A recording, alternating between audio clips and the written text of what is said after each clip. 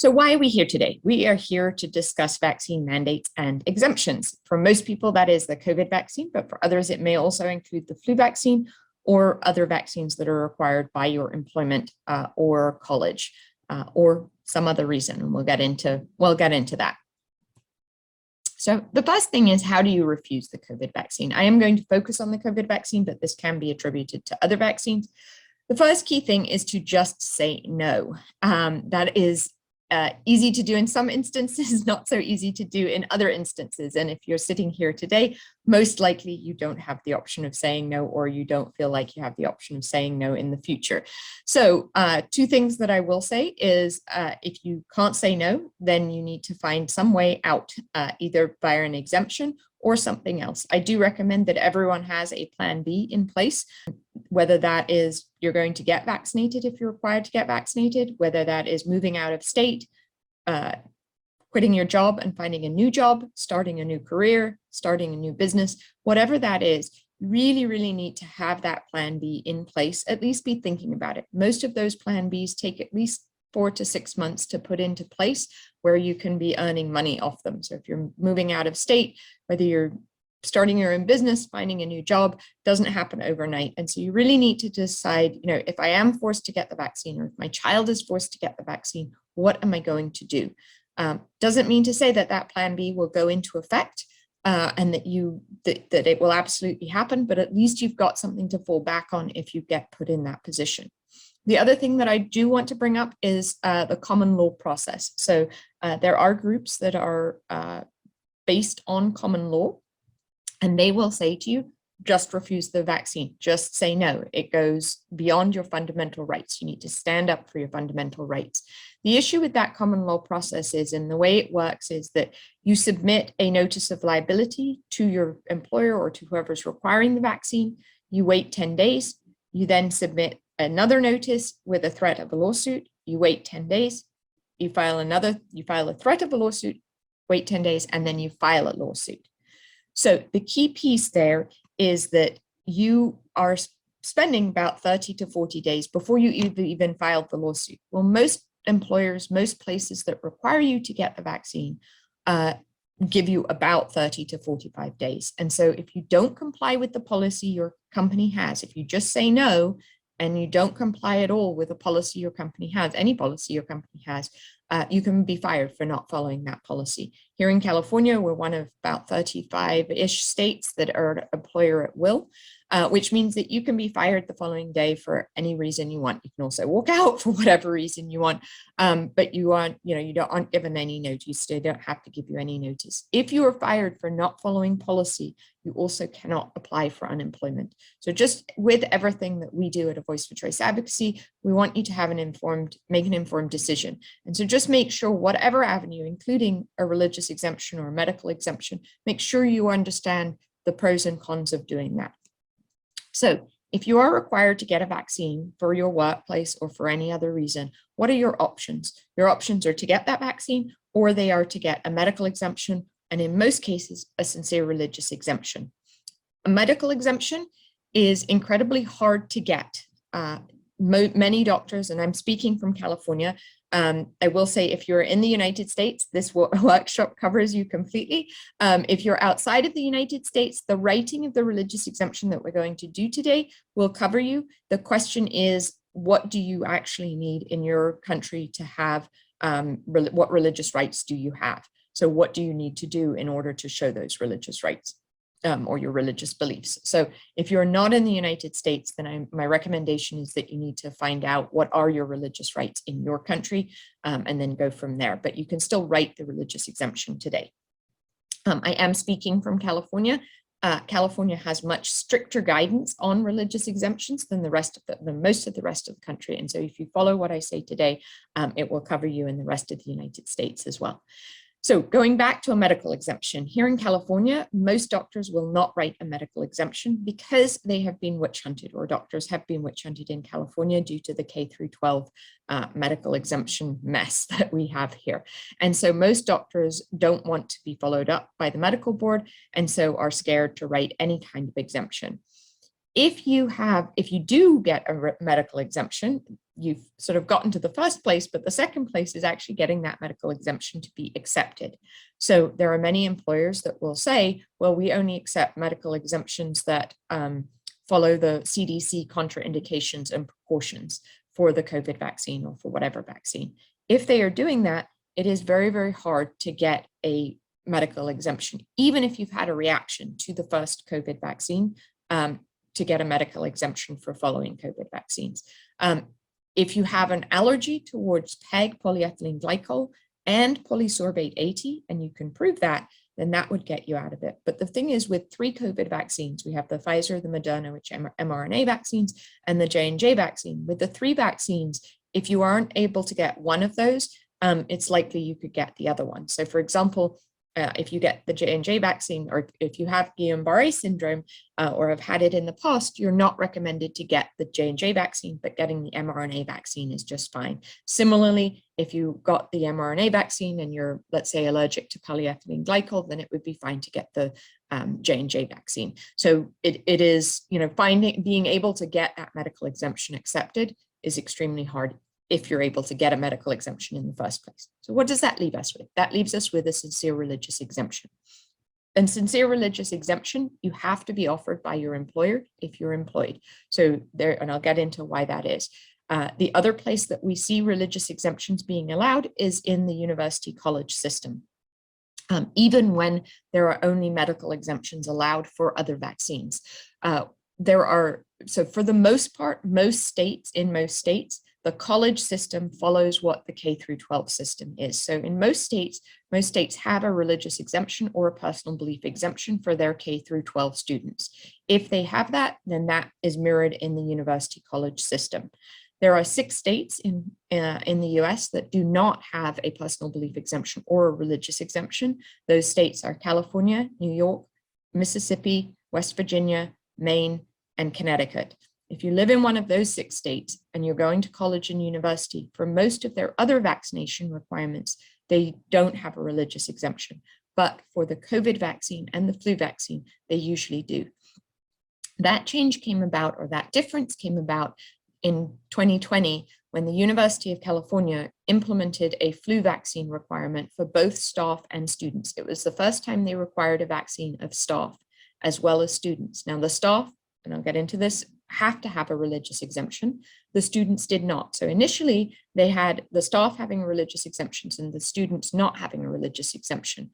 A Voice for Choice Advocacy and a number of other organizations lobbied hard and basically said, you have to, if you're going to have a policy for both staff and students, you have to have equity in the policy, and you have to allow a religious exemption for both staff and students. And so a religious exemption was added for the flu vaccine in 2020, and a religious exemption was included when the COVID vaccine became a requirement. The other place that I get asked about is whether a religious exemption will work for what I call societal mandates. So societal mandates are things like going to a gym, going to a movie theater, entering a restaurant, those types of things. The answer there is it really depends on the policy, and it really depends on the organization, the individual company or organization that you're going into. So for example, in New York City, you cannot go into a restaurant if you have a religious exemption without a vaccine card. But you can go to a Broadway show. You can show a religious exemption and a negative PCR test to go to a Broadway show. So it really depends on where you're going into and what their individual requirements are. Okay, so how did we end up with a religious exemption? So we ended up with a religious exemption because of the 1964 Civil Rights Act. So the 1964 Civil Rights Act is enforced by the Equal Employment Opportunity Commission, the EEOC, and they make sure that there isn't religious discrimination in the workplace. And therefore, in order to have a vaccine requirement, you have to have a religious belief exemption allowed for that. You also have to have a medical exemption and a disability exemption, but we're not going to go into those today. The EEOC has written quite a few articles on this, on vaccinations and religious beliefs. And I'm going to read the second paragraph here for those people who are not able to see the screen, and then I'll go through what it means. So the EEOC said, once a an employer is on notice that an employee's sincerely held religious belief, practice, or observance prevents the employee from receiving the vaccination, the employer must provide a reasonable accommodation for the religious belief, practice, or observance, unless it would pose an undue hardship under Title VII of the Civil Rights Act. Courts have defined undue hardship under Title VII as having more than a de minimis cost or burden on the employer. EEOC guidance explains that because the definition of religion is broad and protects beliefs, practices, and observances with which the employer may be unfamiliar, the employer should ordinarily assume that an employee's request for religious accommodation is based on a sincerely held religious belief. So the second part of that, I'm going to go through first, and then I'll come back to the first sentence in there. The second part says that an employer may be unfamiliar with your religious practices or observances. That is key because in the United States, per our First Amendment, and I'll go into this a little bit more on the next slide, but per our First Amendment, no one can judge you for your religious beliefs. You can have whatever religious beliefs you want. The place where you can be judged is whether those beliefs are sincere or not. And it used to be prior to COVID that if you had a vaccine requirement for work and you wanted to submit a religious exemption, it would just be a checkbox, and on the form, it would just say, vaccines are against my sincerely held religious beliefs. You'd sign that and you were done with it. Because of the COVID vaccine mandates, we have seen an influx of mandates and therefore an influx of religious exemptions being submitted. The pro-vax side has said, oh, you got to be careful because those anti-vaxxers, they're just using and abusing the system and they're making up religious beliefs. And so what we've found is that while still your religious beliefs can't be judged, the sincerity of those beliefs is being questioned. And employers and universities are asking many more questions to determine whether your religious beliefs are sincere or not. So going back, the first part of this statement, it says that once an employer is on notice that an employee cannot get a vaccine because of their religious beliefs, they must provide reasonable accommodation for that, unless it would pose undue hardship. So what does that mean? It means that if you are not going to be vaccinated and you have religious beliefs against that, they have to provide reasonable accommodations. Reasonable accommodations are things like, and this is why, to be very clear, the religious exemption that we're talking about today is for the vaccine only. It's not for masking and it's not for testing. And we don't recommend putting an exemption together with all of those three things in, because it's likely your vaccine exemption would be accepted, but the masking and testing exemption would not. If you combine all three, all of them are not accepted. So you want to keep them very separate. And the reason behind that is because if you go into the workplace and you're not vaccinated, it is very likely right now, it may not be in a few months' time, but right now, it is very likely that you will have to be accommodated in some way in order to keep everyone safe and healthy. And so those things may include things like masking, testing, symptom checks, social distancing, working from home. So those are considered reasonable accommodations. So if you're not going to get vaccinated, what is it that you need to do to keep everyone else safe? The key piece here is that they have to provide those reasonable accommodations unless they pose an undue hardship. So what is an undue hardship? An undue hardship means that there is more than a de minimis cost, either financial cost or public safety health burden cost on it. This is where it gets interesting, because what we have seen is I have done over 70 of these religious exemption workshops, and I would say 99.5% of the people that submit their religious exemptions have them approved. The other 5% are in places where they just blanket are not approving them. For example, San Francisco, the city of San Francisco, for their city workers, they did not accept a single religious exemption. It didn't matter if you wrote 2 sentences or you wrote a beautiful exemption letter. It didn't matter, you were denied. There are court cases that are going on about that, but for the most part, people have their religious exemption accepted. Where they get denied is in the accommodations. So there are employers that are saying, you're just too much of a burden on our system if you're unvaccinated. An example of that would be if a nurse was hired, if you work in the ER and they said, well, all nurses in the ER need to be vaccinated. In order to have somebody in that position that is vaccinated, they would have to hire someone else and they would have to pay both of you. That's an undue hardship. If there's a nurse in a different department that you could swap with and that department didn't require vaccination, then that would not be an undue hardship. But what we're seeing is we're also seeing people who have been working, from either from home or they've been working in the office with a certain amount of, wearing masks, certain amount of accommodations, for example, wearing masks, being tested, symptom checked, all of this time through COVID. And now they're being they're being told that they are too much of a burden on the system and they're too much of a public health safety risk to continue working. The key there is, while that may have been true during the Alpha and Beta variants, during Delta and especially during Omicron, we saw that a vaccinated person was just as likely to transmit the disease as an unvaccinated person.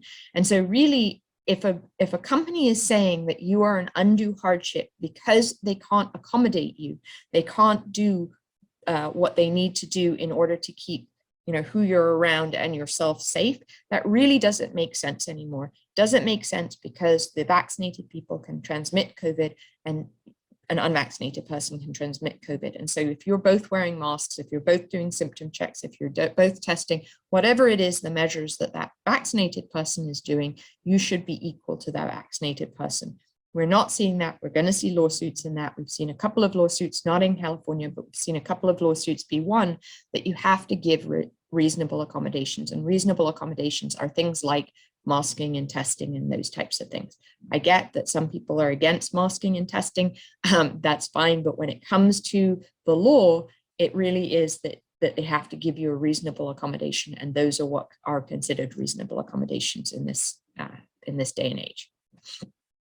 So what constitutes religious beliefs? What makes you have religious beliefs? One key thing to know is that virtually all religions commonly practiced in the US don't say do not get vaccinated.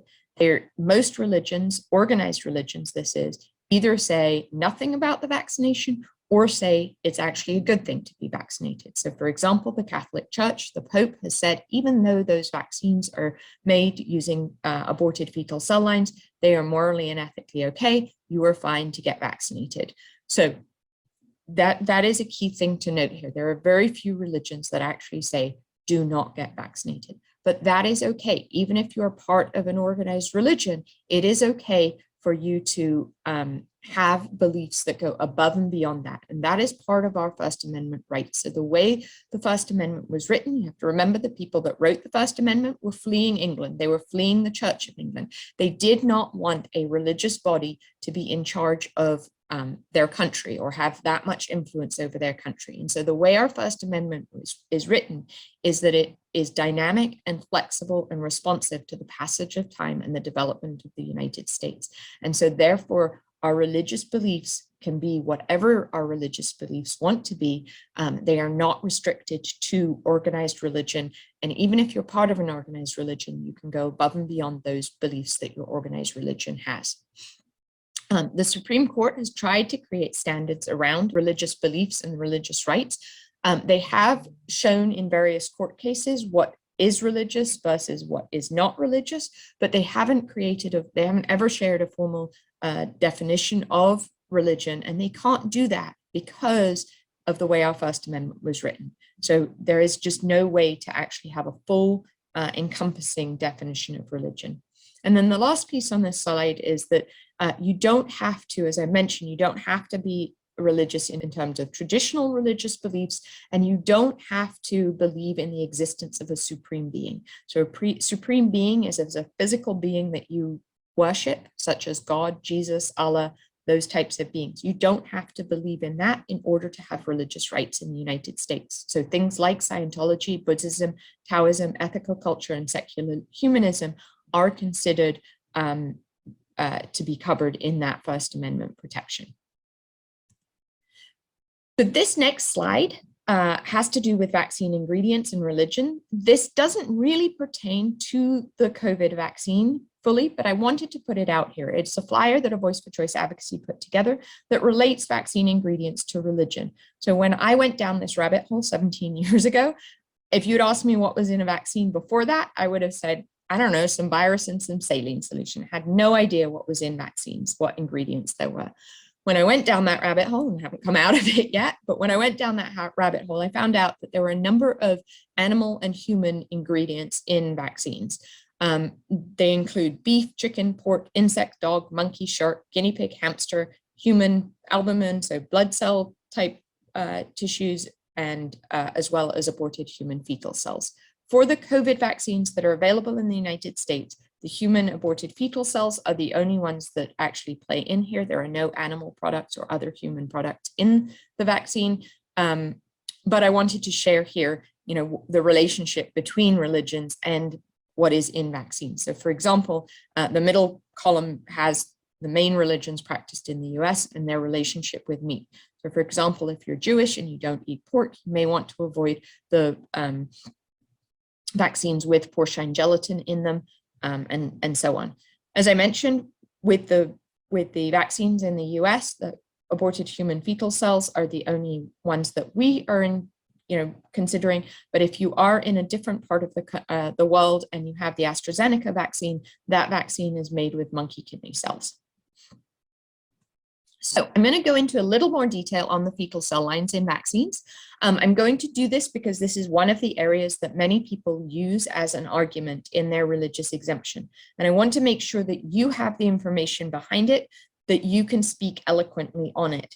I do not recommend putting all of the information I'm going to tell you in your religious exemption. When you get to that place, you just want to say, aborted fetal cell lines are against my religious beliefs and therefore I can't take the vaccines. But I do want to go into more detail because what we have found is that various companies are either having interviews and going more in depth in this, or they have more questions that they ask regarding aborted fetal cell lines. And so I'm going to go into the background of this so that you can work out where you draw your line in the sand, or if you even want to include the aborted fetal cell line argument in your religious exemption. So we have 3 vaccines in the United States, the Pfizer and the Moderna vaccine and the J&J vaccine. All 3 of those vaccines are tested using aborted fetal cell lines, but only the J&J vaccine has the aborted fetal cell lines used in the production, the manufacturing of what is in that vial. The 2 mRNA vaccines do not have any aborted fetal cell lines in the actual vial. The 2 issues that the pro-vax side bring up, or the 2 statements that they make about aborted fetal cell lines. The first statement that they make is that there are actually no aborted fetal cells in the vial, even the J&J vial. And that statement is 100% correct. There are no aborted fetal cells taken from aborted fetus put into that vial directly, because these are cell lines. They were all created, or most of them were created in the 1960s and 70s. And so they are like stem cell lines. They've been growing over the years, and that's what's being used. So there is no aborted fetal tissue coming from an aborted fetus going into that vial.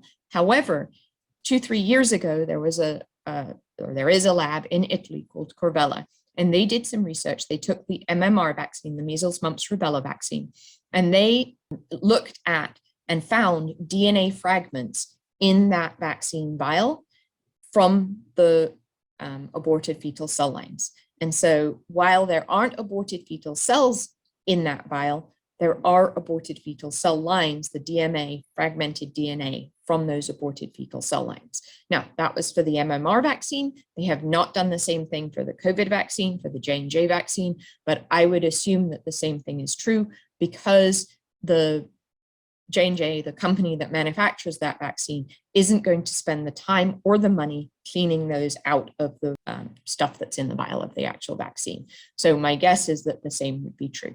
The other argument that the pro-vax side makes is that each of these cell lines came from one abortion, and that abortion was elective. The woman would have had the abortion anyway. It means that the abortion would have happened anyway. That statement is also 100% correct. Each of these cell lines only came from one aborted fetus. However, we saw a few years ago, Stanley Plotkin, who is considered the godfather of vaccines, who created the rubella vaccine, He was deposed, and in his research articles, it also backs up that about 70 to 80 abortions were conducted in order to create the cell line for the rubella vaccine. And that is because that needed to be done scientifically. They needed to do all those abortions in order to find the exact cell line and the exact type of cells that would work best for that rubella vaccine. So while, yes, each of these aborted fetal cell lines only came from one abortion, there were many, many more abortions that were done in the scientific research behind that. The one key thing that I would say there is that the other, and this gets a little bit gross, and I don't mean to say it because it's gross, but the other thing to take into consideration is that many of those abortions that were conducted as live birth abortions. So the fetus was born in the fetal sac, in the water bag, and then it was taken and different parts of it were ground up. The lungs, the kidneys, the brains, the fingers, the eyes, whatever, they were taken, ground up, and then seen whether they would grow. So you'll see from this slide that there are many different parts of aborted fetal cells where the aborted fetal cells came from. There are retinal cells, which are eye cells, there are lung cells, there are kidney cells. And so that's another piece of the story.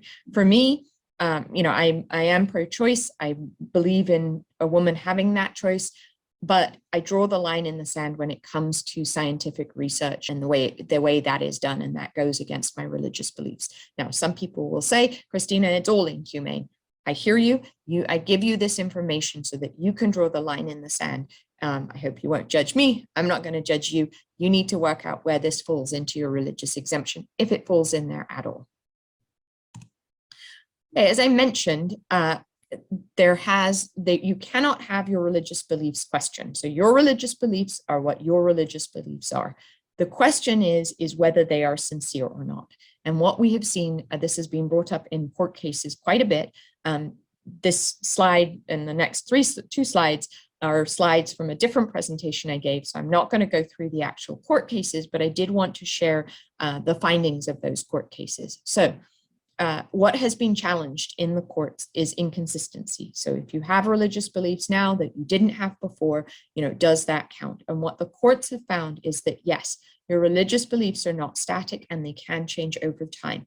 If you think about your religious beliefs when you were a child, to when you were a teen, to when you were a young adult, to wherever you are now, your religious beliefs will have changed. Even if you are in the same organized religion, if you were born Catholic and you're still Catholic, your religious beliefs over time will have changed because of the experiences you've had, because of what you've been exposed to. And so that is okay. It is okay for them to change. It needs to be what your religious beliefs are now in your, overarching in your life. The other piece is that you don't forfeit your religious rights just because you're not scrupulous about them in your observance, or that you've never demonstrated those beliefs in the past. So nobody can say to you, well, you've never done that before. You can have religious beliefs that evolve. It's also an example of sort of not being scrupulous about them. There was a vegan woman on one of my religious exemption workshops, and she was vegan because of religious reasons, and that's very important. And she got very sick. Her doctor said, in order to treat you as naturally as possible, you need to eat a little bit of meat to get nutrients. She did that. She got healthy. Once she got healthy, she stopped eating meat again. It doesn't mean to say that during that period that she was eating meat, which went against, her organized religion, that she lost her religious rights in any way. So it is okay. And an example from the vaccine issue is it is okay if you've been vaccinated before, but you need to have what has changed in your religious rights, that you have them now, and that vaccination is against your religious beliefs. Another place where the sincerity of religious beliefs has been challenged has to do with organized religion. So if you're a part of an organized religion, each of those religions have their own tenets of that religion. Those are the pillars of that religion. Those are what make the people that are part of that religion sort of a cohesive group. So for example, I'll bring up Judaism again. If you're Jewish, it's that you honor the Sabbath, it's that you read the Torah, maybe that you wear a yarmulke, those types of things. It doesn't mean to say that you have to do everything within the tenets of your religion and that you can't go above and beyond those tenets. So for example, if you don't wear a yarmulke, you can still be Jewish. If you believe that that vaccines go against your religious beliefs, you can do that. That goes up above and beyond what most organized religions hold, is that vaccinations are against your religious beliefs, or you can do less. So it is very flexible, as I said, per the First Amendment. The other piece is, and this was specified in California law, in a case from California, or in cases from California. The key piece here is, and I bring up California, so because of the size of our state and who our state is, we have had a lot of litigation around religious beliefs and religious rights. Again, as I said, if you follow what I'm going to tell you from California and the rest of the country, you will be covered because of that. We are more stringent and more strict here. And so what California, these cases said, is that there has to be at least some religious foundation in order for it to qualify and be accommodated. One of these examples is, this is a different vegan person. She was vegan because she loved animals. She adored animals, wouldn't kill a fly, didn't wear anything that was made from animals, didn't eat any products that were made from animals, really, really strict vegan. And she would say she was religiously vegan. But the issue there was that she did not do it because of a higher power telling her, or a religious organization telling her that she should be vegan. She just did it from the perspective of she didn't want to hurt animals. And the courts ruled against her in this case because of that. They said she didn't have religious beliefs that were religious based. It was a way of life for her rather than religious beliefs. Another example of that is, I go for a walk every morning. I would say I do it religiously, but I go for a walk in order to walk our dog. I don't go for a walk for religious reasons. Now, if I went for a walk every morning and I prayed or I meditated on that walk, then that may become something that happens for religious reasons. As I mentioned, in California, we have had a lot of lawsuits over this. And one of the judges somewhere along the way wrote an opinion piece that basically said what constitutes religious beliefs in California. I wanted to share this. Again, you don't have to be in California to follow this, but if you do follow these outlines, it is what constitutes your religious beliefs. And so you have to have each of these in order to, when you're writing, or just keep them in mind when you're writing religious belief exemption, that this is sort of the crux of it. If you were to take your religious exemption to court, this is what would need to be fulfilled by it.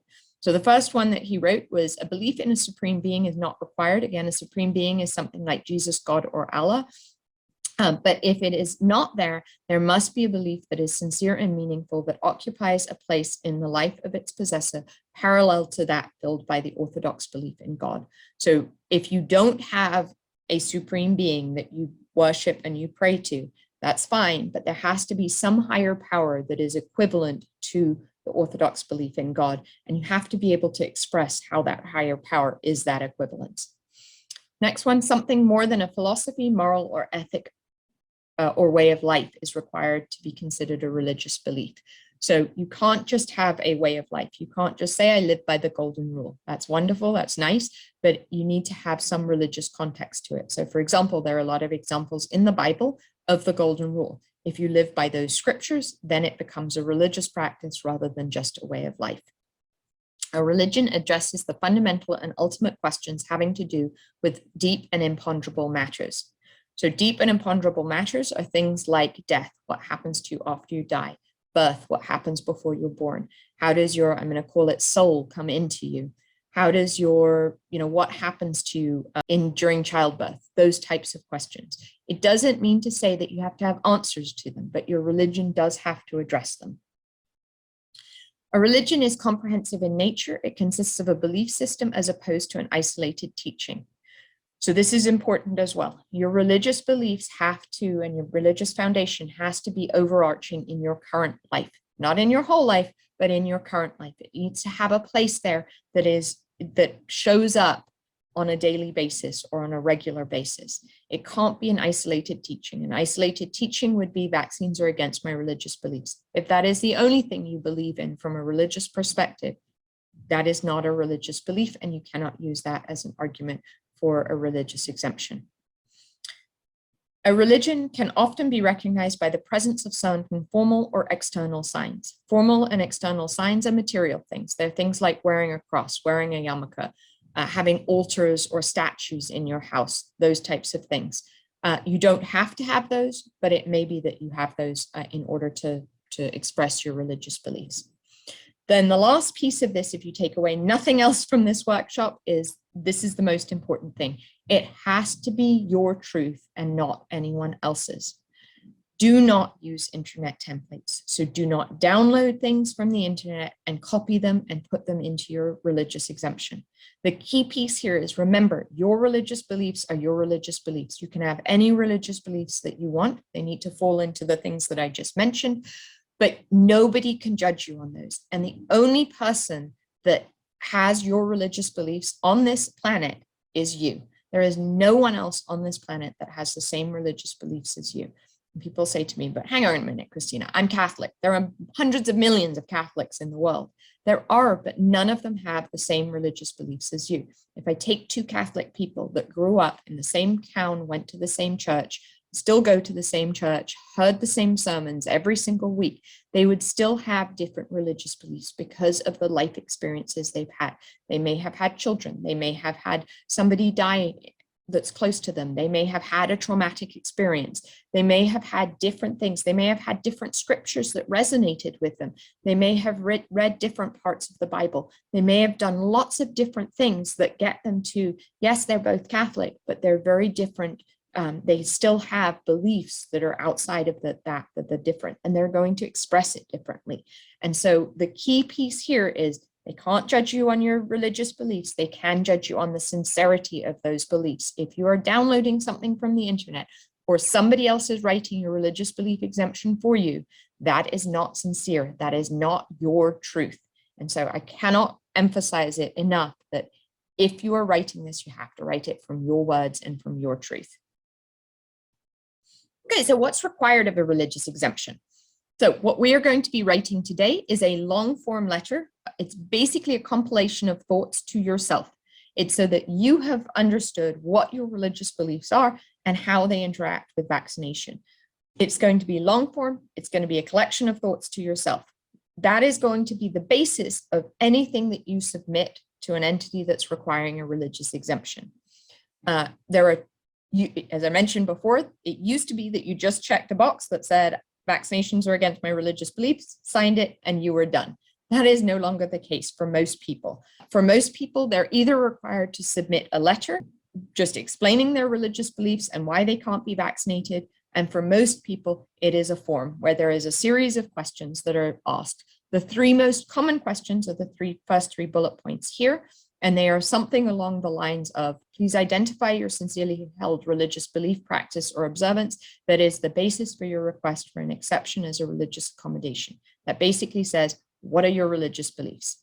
Second one is, please briefly explain how your sincerely held religious belief, practice, or observance conflicts with the employer's university's COVID-19 vaccination requirement. That is basically, what is it about the vaccination and your religious beliefs that prevents you from getting the vaccine? And the last one is, please provide any additional information that you think may be helpful in processing your religious accommodation request. That I just tell people to put any other information that you feel would be helpful for them in order to approve your religious belief exemption. There are forms that have a lot more questions on it. Can they ask those questions? Yes, they can ask all of those questions. I haven't seen a question yet that they can't ask. I will say you can choose not to answer some of those questions, but just know if you choose not to answer them, it may be that they deny you your religious exemption because you didn't answer them. The other thing with the longer form, the longer questions, the longer list of questions is that very often they ask questions that the answer doesn't really explain the reasoning. So for example, they may say, have you had vaccines in the past? Or when was the last time you had vaccines? Or what vaccines have you had in the past 3 years? Now, writing the answer down, tell the truth, don't lie, tell the truth, but it doesn't really explain why you can't get the COVID vaccine. And so in those cases, my recommendation is that you write an additional page or letter, or you take those questions into a letter form and you just put "see attached" on the form. And then you write your longhand answers, because it may be that you got, a tetanus vaccine 3 years ago when you stepped on a nail and that was the right thing, but that didn't go against your religious beliefs.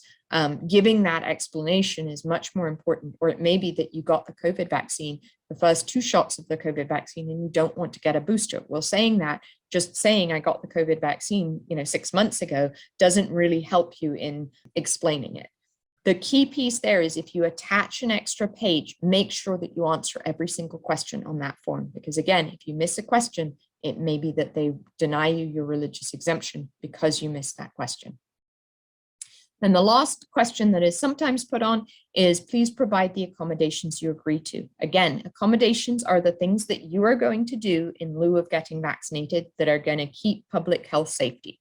Now, we can argue whether those things actually keep people safe and healthy, but from the perspective of what is the norm during COVID of public health safety, those things include masking, testing, health symptom checks, working from home, social distancing, those types of things. What my recommendation is that you write down what you are okay with. What are you okay with doing instead of getting vaccinated? Are you okay with getting tested? If you're okay with getting tested, are you okay with getting tested once a week, twice a week, 3 times a week, every time you come into the office or the set or wherever you are? Are you okay with nasal swab testing? Are you okay with saliva testing? What is it that you're okay with in this list of accommodations so that you know where you're going to draw the line?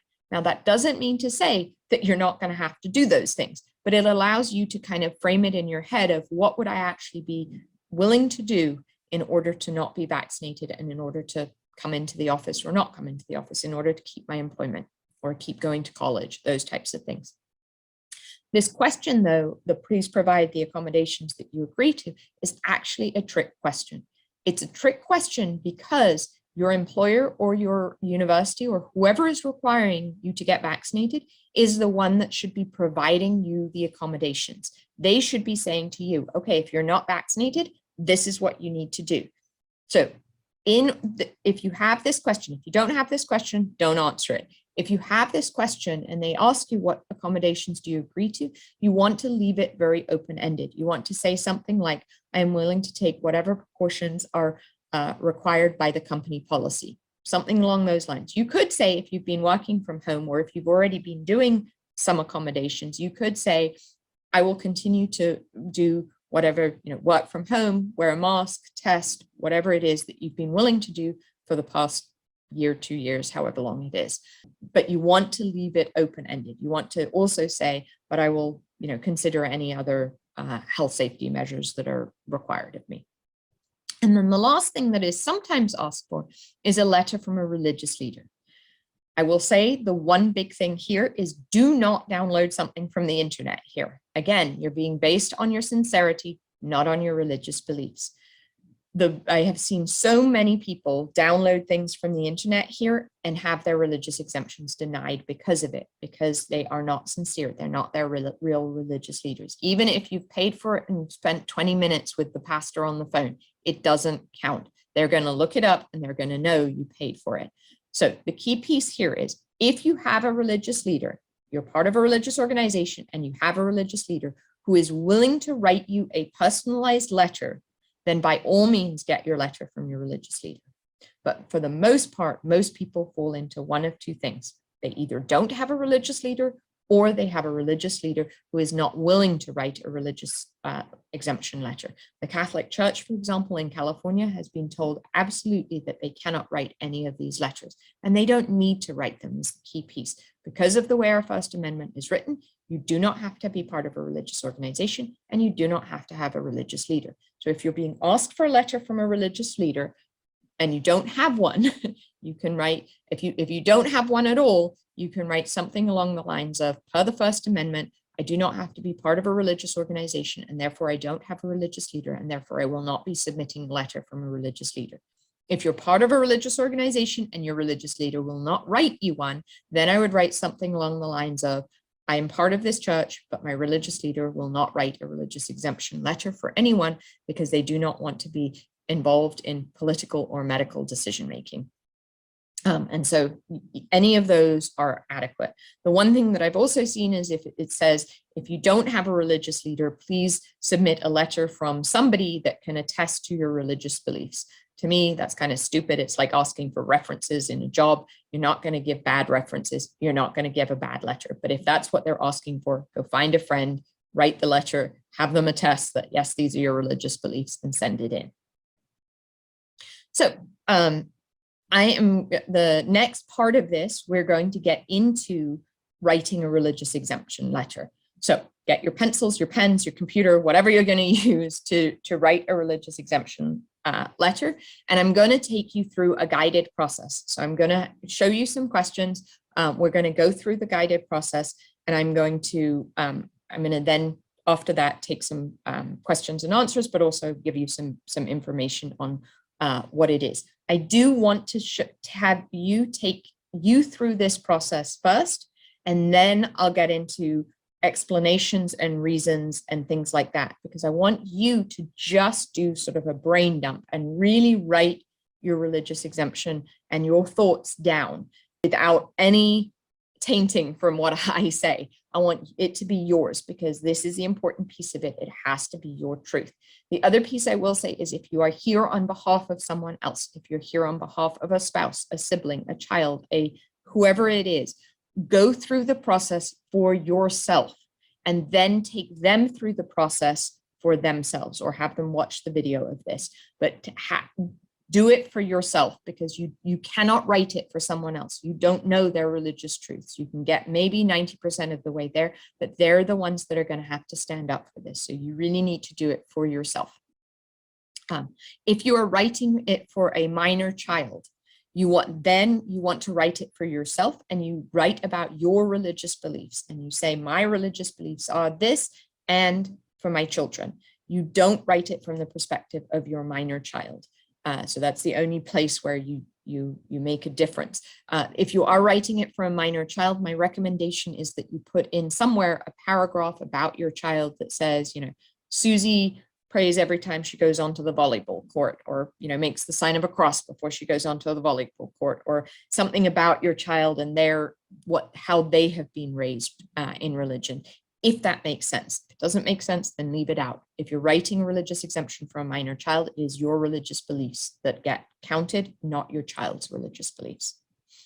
Okay, so we're going to get into writing a religious exemption. I'm going to go through each of these questions individually. I am going to lump the first two together, but in order to get the most out of this, my recommendation is that you write as much as possible on each of these questions, and just keep writing. The key piece is the 5 points, 5 questions. So the first question is, who do you believe in? So again, do you believe in a supreme being such as God, Jesus, Allah, Mother Earth, Kuyan, Buddha, or do you have just a higher power? If you have a higher power that doesn't have a name or doesn't have an entity to it, you need to explain how that higher power is equivalent to God. What makes it equivalent to God? Even with something like Mother Earth, or something that's a little more, that isn't a physical being, my recommendation is to attribute it and how that relates to the equivalence of God. And then the second one, I'm going to do the first two together here, is what is your religious background? Were you raised in a religion? Have you explored other religions? How have your religious beliefs changed? Again, there is no right or wrong answer here. I'm asking you to just write everything down. So in this case, you're going to look at, what were your religious beliefs as a child? What were they as a young adult, or as a teen, a young adult? And what were they, how have they progressed now? I'll give you my background. So I believe in a higher power. I would call it God, but I have, having done all of these workshops, I realize I have PTSD on the way I was raised, because I don't believe in the man on the fluffy cloud with a white beard. And that was what I was taught. That was what I was raised in. So I was born, my mother is Lutheran. We went to church at the end of the street. It was Church of England church. I was raised in England. I went not every Sunday, but many Sundays. And I thought it was amazing because we got to go to Sunday school, got to listen to stories about Jesus. And the best thing was getting that sticker at the end of the day and having the sticker in my sticker book and collecting all the stickers. That's what I thought was fabulous about this. By the time I was 13, 14, my mother forced me to be confirmed in the Lutheran church. I, at that point, was questioning God, was questioning this man on the fluffy cloud, and that there was something that was bigger than us. And I became an atheist, really didn't believe in anything into my 20s. from my elder teen years into my early 20s. I was in New York City on 9/11, and that had a profound effect on me. And I also at that time had many friends who were part of different religions. And so I had friends that were Hasidic Jews, I had friends that were Buddhist, Hindu, Native American. And basically what I realized is that I had to be more to life than just us humans and just me. And I started looking at nature, at, sunflowers in the Fibonacci sequence, and I realized there was some higher power. I also got to the place of meditating and praying, and over the years have created a religion and have religious beliefs that are my own. There is no way that anyone else can have my religious beliefs, because I've basically taken things from lots of different religions and have created a practice that is mine. As I said, it may be that you have stayed in the same religion your whole life. If you were born Catholic and you were raised Catholic and you're still Catholic, I'm still going to say that your religious beliefs from when you were a child are different from your religious beliefs now. So what is it? What experiences have you had? How have they grown?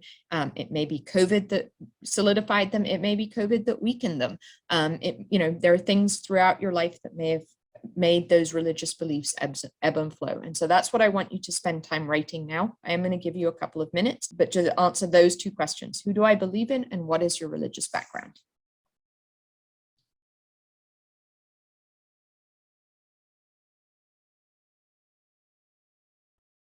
Okay, next question is, what do I do every day, week, etc. to be religious? So as I mentioned, your religion has to have your overarching beliefs in it. It needs to be what you do today. It doesn't matter what you did, if it's changed over time, but what is it that you show in your beliefs, your practices, your observances? So things like, do you pray? Do you meditate? Do you go to church or temple?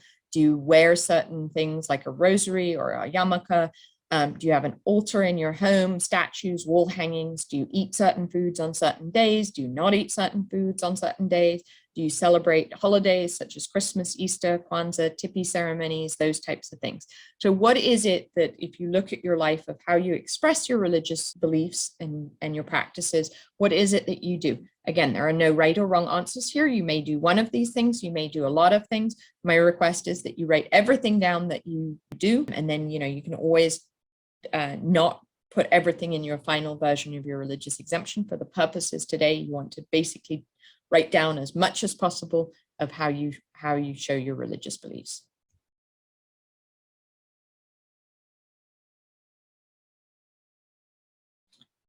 Okay, I'm going to go on to the next question, and this is the crux of the religious exemption. So how does getting the vaccine go against your religious beliefs?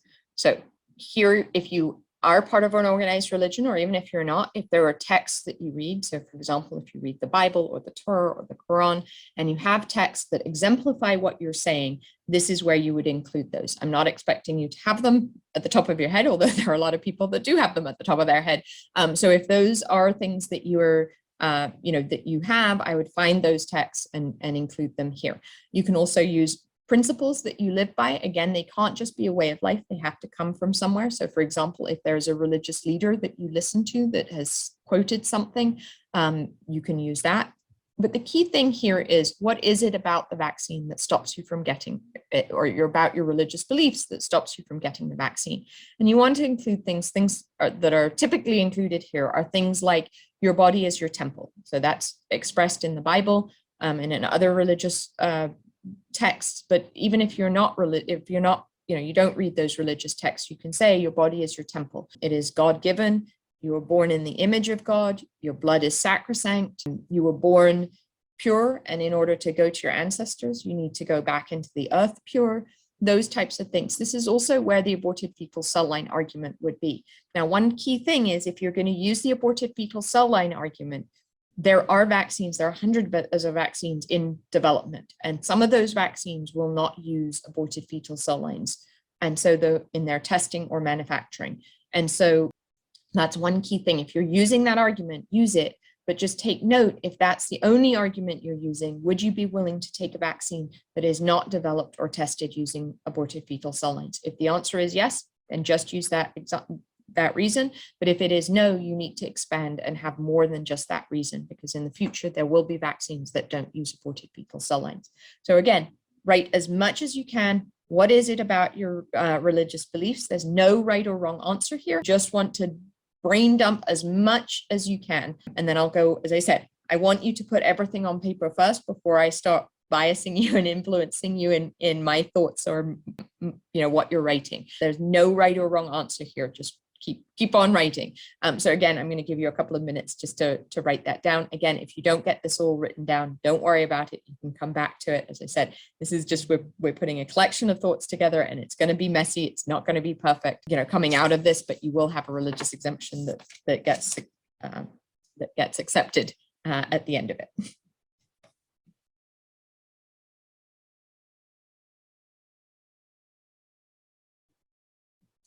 Okay, and then the last thing I recommend is a confidentiality and sincerity statement. So for some people, if you've got a form, at the end of the form, it does say, I attest that these are my sincere religious beliefs. If that's the case, fabulous, then you're good to go.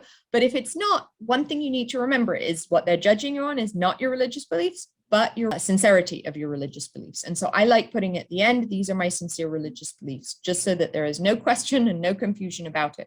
I will also say that when you write this, there is no, it's not a writing competition. And so those 4 words, my sincere religious beliefs, I really like in the context of the exemption the whole way through. You can use them over and over. My religious beliefs go against vaccination because that type of thing. Then the other thing that I like to put in is a confidentiality statement. So something, when you submit this, they're not supposed to be shared with anyone else. But in this day and age, it seems that everything is shared with everyone. And so I would recommend putting a confidentiality statement that says something along the lines of, I ask that this letter be kept confidential as it contains my sincere religious beliefs, which I don't openly share with others. Now, some people openly share their religious beliefs with others. If that's you, then just don't put the last piece of it. I will say if you are work for an employer that could share or is required to share your vaccine status with the government, then I would make this statement stronger. So for example, in California, we have a healthcare order that requires all healthcare workers to be vaccinated with COVID. In that order, it says that the California Public Health Department can go to an employer and ask for the vaccine status of all employees at any time. Now, the key word there is vaccine status. So what the employer should be sharing is we have X number of people that are vaccinated, we have X number of people with medical exemptions, we have X number of people with religious exemptions. However, my fear is that they will hand over the religious exemptions rather than saying that you have a religious exemption. And so if you work or are concerned with that, I would put an extra statement that I would change the statement to be stronger, that just says, if you are required to share my vaccine status, please share only that I have a religious exemption and not the contents of this letter, and keep the contents of this letter confidential. So I'm going to stop screen sharing. I'm going to bring it back on myself. And I just want to talk a little bit about different aspects of the religious exemption and things that you need to take into consideration. So one of the things that people often ask me is about different words that they use. So things like, can I say spiritual instead of religious? Can I, what should I use? What shouldn't I use? What words should I use? Shouldn't I use? So one of the key things is the person that is reading your religious exemption is most likely going to be pro-vaccine, pro-science, and anti-religion. If they're any further along on any of those points, you're in a win. So my recommendation is that before you send in your religious exemption letter, you read it for your form, you read it from that perspective. Put on the hat of somebody who is pro-vaccine, pro-science, and anti-religion. And can you convince them? You want to make it as mainstream as possible. You don't want to lie, you want to tell the truth, but you want to make it, you don't want to look like a complete crazy person because of your religious beliefs. And so the key piece there is when people ask me, can I use the word spiritual? You can use the word spiritual, but you're applying for a religious belief exemption. You're not applying for a spiritual belief exemption. So the difference there usually is you use religion when you are part of an organized religion, you use spiritual when you are part of a, not an organized religion. Having said that, those are both considered religions under the First Amendment. They are considered religious beliefs, not spiritual beliefs under the First Amendment rights. So I would use the word religion. In the same place is, if you believe in a higher power and you don't have a name for it, that's fine. Explain that. I'll give you an example, though, of a woman who she was raised Catholic and believed in God. She married a Hindu, and she then took up Hinduism and believed in many gods and prayed to different gods for different purposes.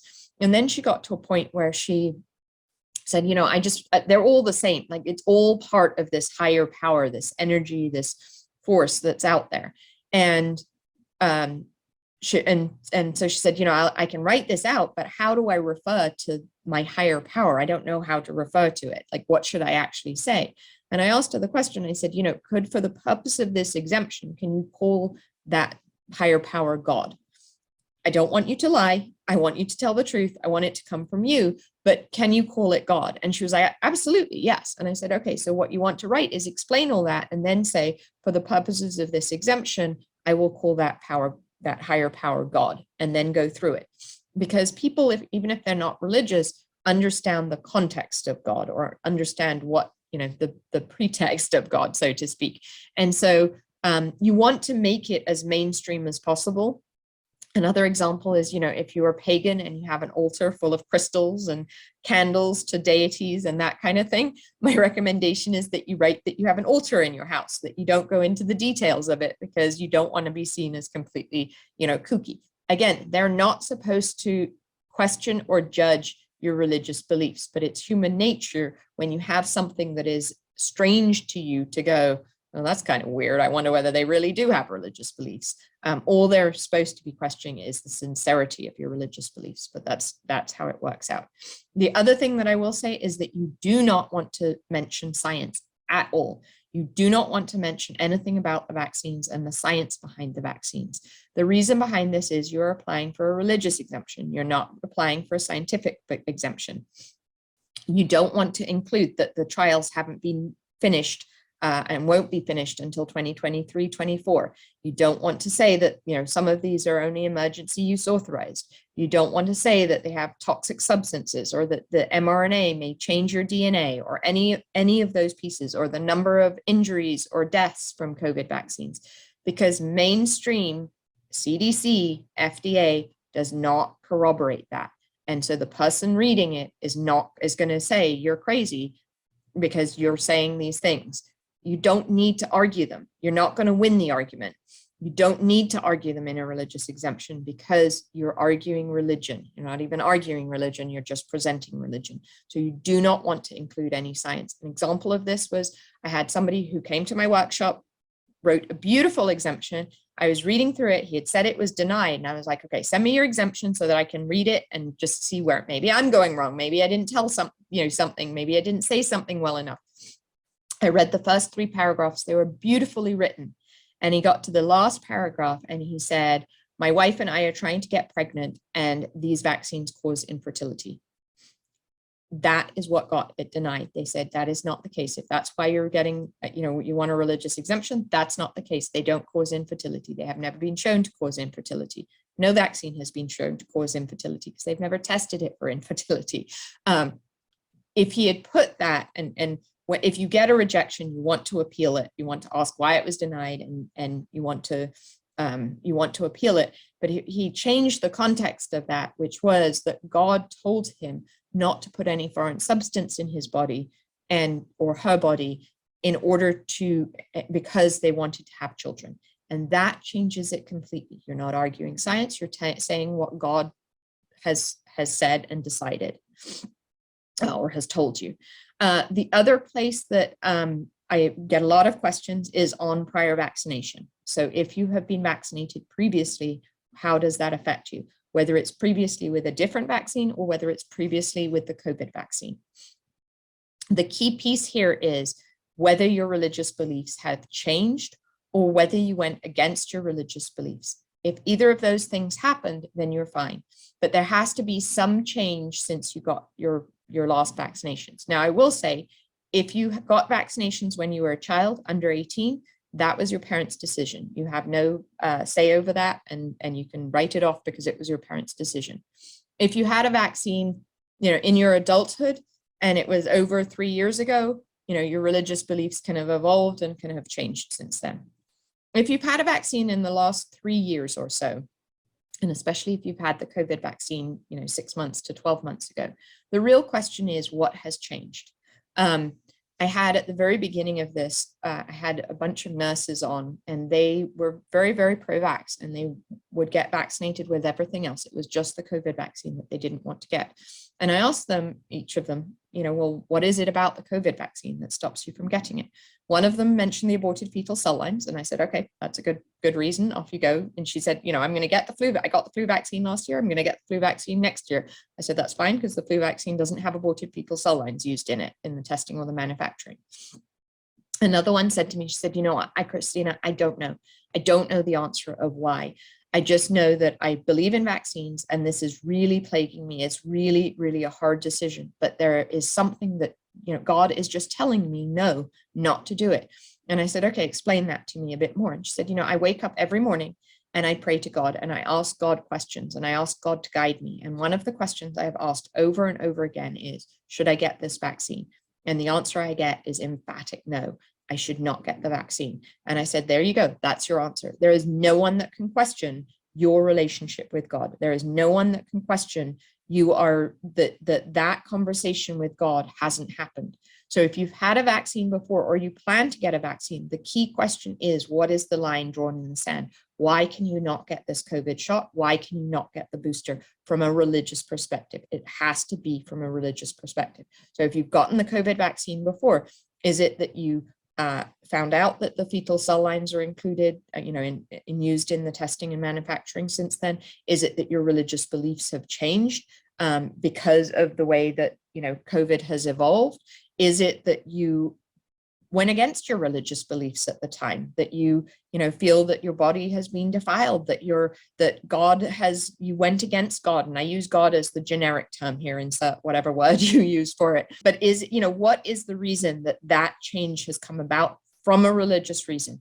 Has to be from a religious reason. The other question that I get asked on that similar vein is people who don't use medications, who do use medications. So there's a hospital in Arkansas that came up with a list of medications that have also been tested using aborted fetal cell lines. So the key piece there is that while there have been tests using aborted fetal cell lines, the majority of those medications were not created being tested or manufactured using aborted fetal cell lines. It's only tests that have been done later on, experiments that have been done later using those. So that it's not the same equivalence. But people ask me, I don't take any medication. Can I put that in here?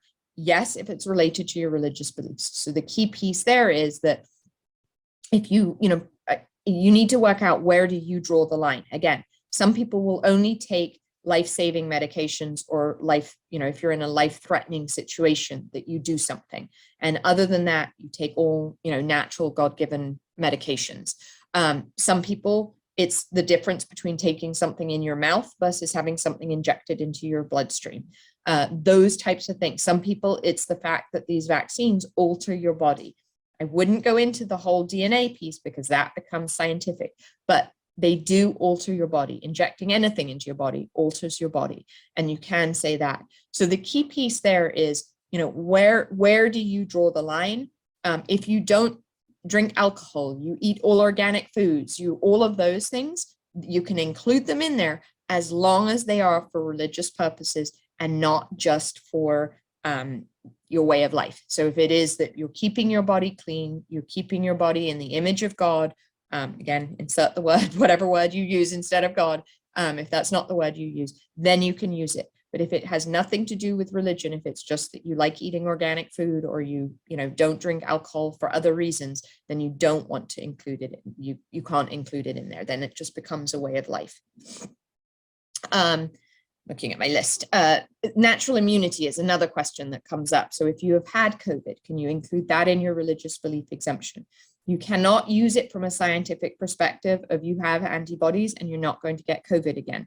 That doesn't count. That's scientific. But you can use it to demonstrate that you got COVID and you were healed by your higher power, if that's something that you believe. So if you got COVID and you feel that you survived it, you were treated, you got healed through God and your prayer and your belief in the a higher power and your religious beliefs, then by all means put that in there as an example of you believe that God has the power to do that. Again, put in whatever word for you use for God.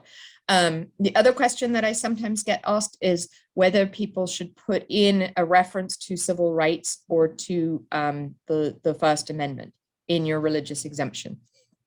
My recommendation is not to.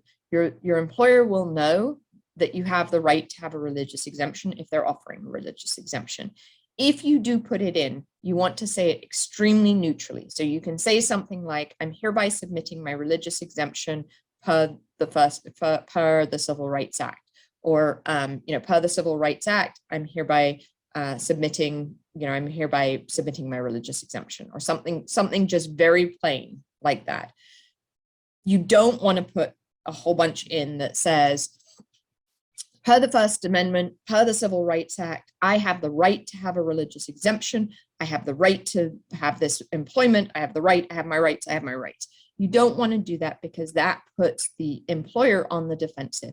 It puts him in a place or her in a place where you are basically saying, I have this right. Well, no, they have the right to fire you tomorrow if they want to fire you. So it is not a place that you have you have the upper hand here. You do legally have the upper hand, but you don't want to put them on the defensive. That's one of the key things that I also recommend, when you're going through that last read of your exemption with your hat on that's pro-vaccine, pro-science, anti-religion, is to read it to whether you're putting them on the defensive. I'll give you an example. I had a religious exemption that I was reading. It was from somebody who was Jewish. He mentioned a different country that he was in, that he had grown up in, that was very anti-Semitic. He had been targeted by anti-Semitism, and he said that, and I was like, okay, I don't know that country. I'm not from that country. That's fine. And then he said that in the past 18 months that he'd been here in the United States, he felt that there was just so much anti-Semitism and everyone was anti-Semitic in the United States. And I got to the place of saying, I'm not anti-Semitic, like, don't question me, why are you questioning me? And I got me into a very defensive place. Now, I'm the type of person that, can put that out and read the rest of the exemption. But for other people, they are not that way. I got very defensive. Now, to me, I can put that away and read the rest of the exemption. To a person that's reading it that doesn't really want to give you the exemption, that's not the case. And they will, they'll be in this mindset of being on the defensive and wanting to say no to your religious exemption. Are they supposed to do that? No, they're not supposed to do that. But it really is what happens. It's just human nature. One question that I do often get is whether it needs to be notarized. The answer is it doesn't need to be notarized unless it requests that it's notarized. The other piece is whether you need a lawyer. So there are very few lawyers that are willing to take this issue on, and you really don't need a lawyer and you don't want a lawyer until you get to the point where if your accommodations, for example, are being denied, that type of thing. The steps to go through are to submit your religious exemption, if they deny your religious exemption, which usually doesn't happen, but if they deny your religious exemption, find out why they denied your religious exemption and then appeal it.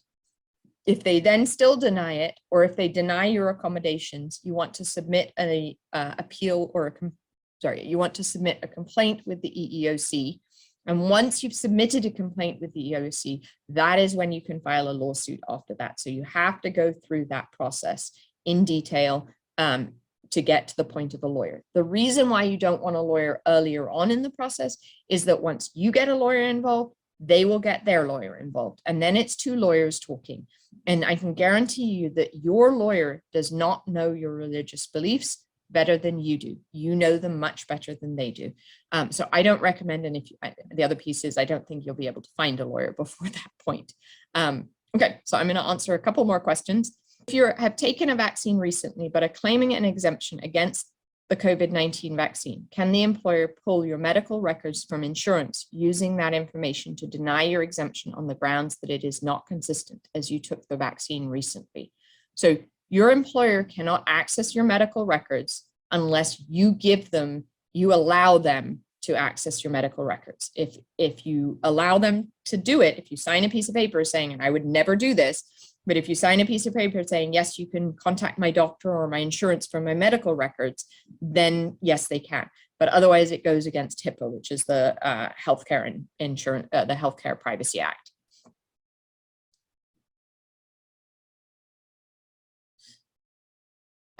When we write our religious exemption, is it in letter form or is there a template? So as I mentioned, I do not give out any templates because the only person that can write your religious exemption is yourself. You will either be asked for it in letter form or as filling out a form. What agency do I obtain the religious exemption form from? There is no, you get it from whoever is requiring you to be vaccinated. So if your employer is requiring you to be vaccinated, you want to go to them and ask them what their religious exemption policy is, or what their exemption policy is, and how you submit a religious exemption. Does stating, naming your religion specifically, I'm Muslim, Jewish, etc., as opposed to just saying my religion, help or harm exemptions from being granted? I don't think it does either. So I think you can write your religious exemption by stating your religion or not stating your religion. It helps you and it harms you. So for example, if you are part of an organized religion, if you're Muslim, Jewish, Catholic, whatever it is, it shows that you are part of an organized religion, which makes you, it sort of one-ups you on the level of how religious you are. Doesn't per the First Amendment, but it kind of puts, for people that are not religious, it puts context in it. It shows them that you are something. You're not just sort of like me, have my own religion, my own religious beliefs. But where it may hinder you is, for example, the Catholic Church, the Pope has come out and said you should get vaccinated. So you have to show that you have beliefs above and beyond the Catholic religion that go against being vaccinated because of your religious beliefs. Same thing with Jewish. There's a one comment back where it was denied, was the initial denial was, well, there are lots of Jewish people getting vaccinated. The whole of Israel is vaccinated. So, you can't say it's against your religious beliefs. You can say it's against your religious beliefs, even if you are Jewish. So it really depends on how you feel about your religious beliefs as to whether you write what religion you are part of. Do you have any examples of interview questions that an employer asks? So so one of the things that's happened or has happened is that people submit their religious exemptions and then they're asked to have an interview. There are some people out there from our movement, from our side, that say, don't ever have an interview, in-person interview. You want to put it all in writing. I agree with that if you can put it in writing, but for the most part, they don't want to have it in writing because they don't want somebody else writing it. They want to have a conversation so that they can question whether your religious beliefs are sincere. So I would go ahead with the in-person interview. You know your religious beliefs. You've just written them all down. You will have them solid because you have written a religious belief exemption. You will have gotten all your thoughts together.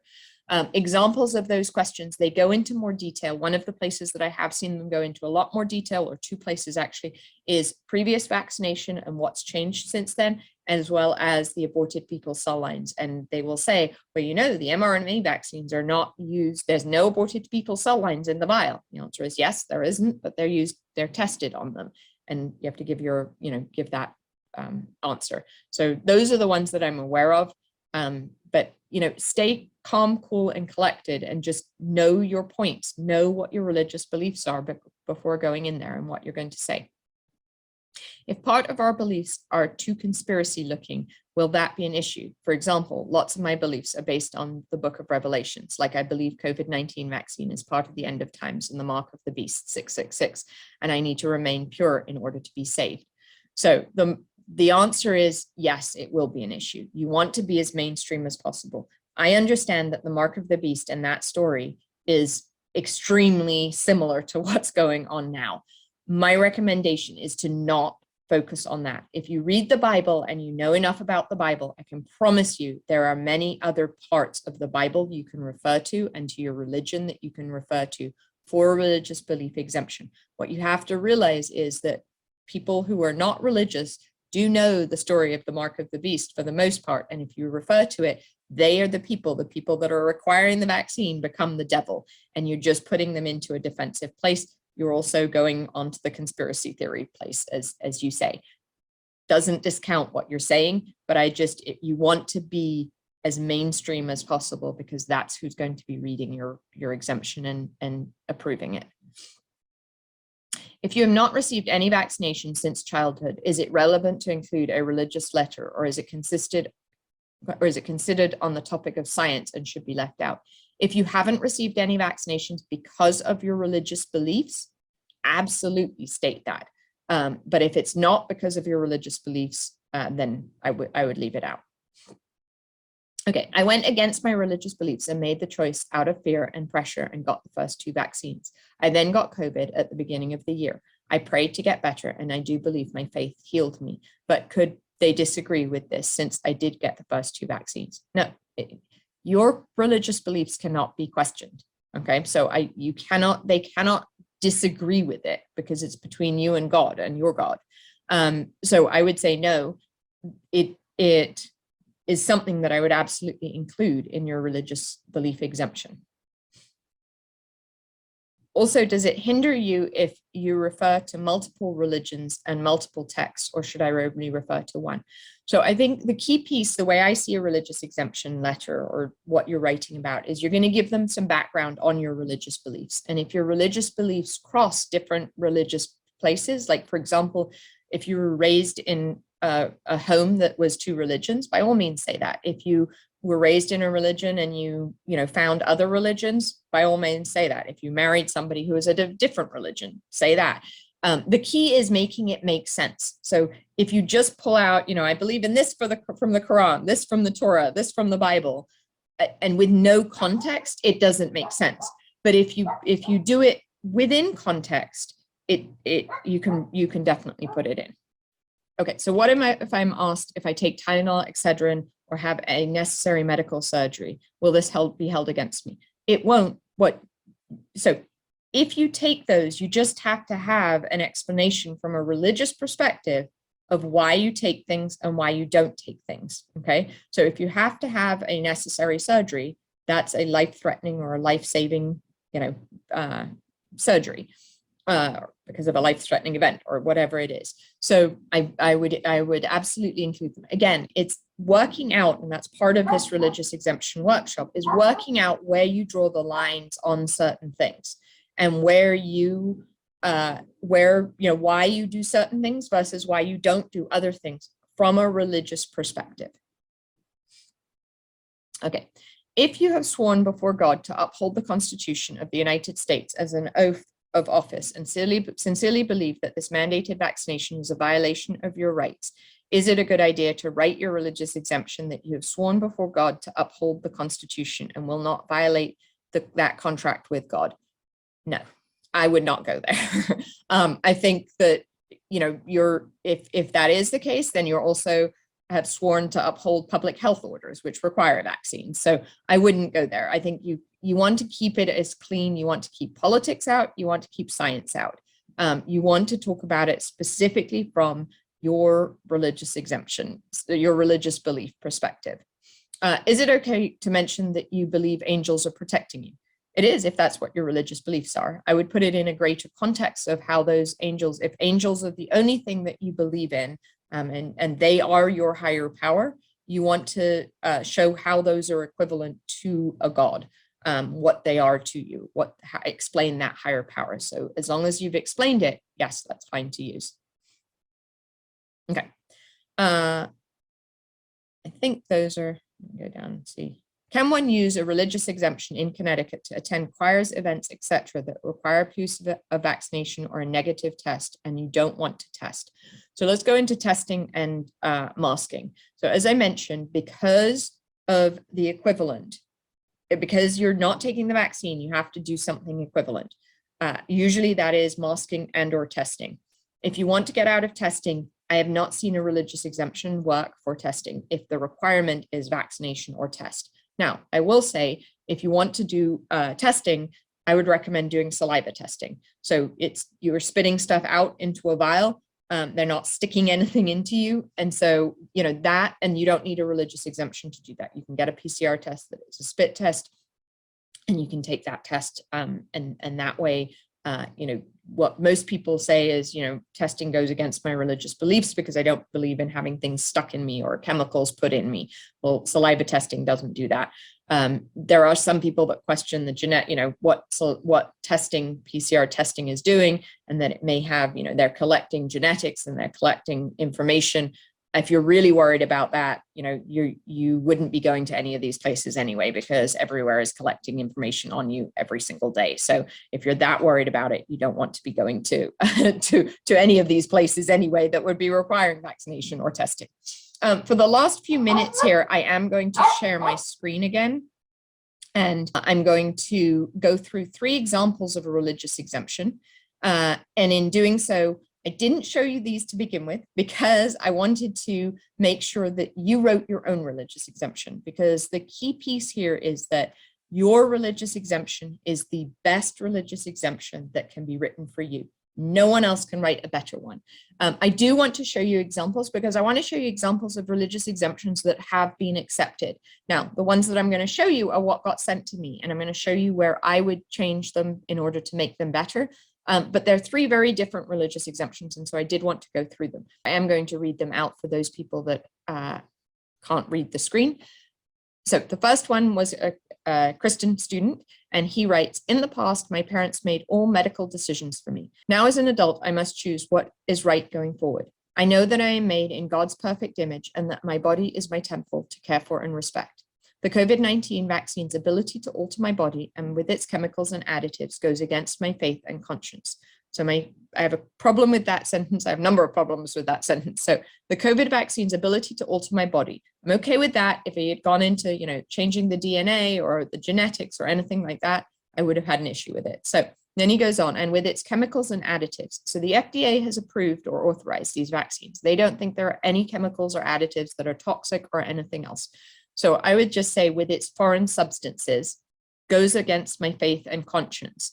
The word conscience is okay, but as I said, I really like the words my sincere religious beliefs. And so I would put in my sincere religious beliefs. So I'd change that sentence to the COVID vaccine's ability to alter my body and with its foreign substances goes against my faith and sincere religious beliefs.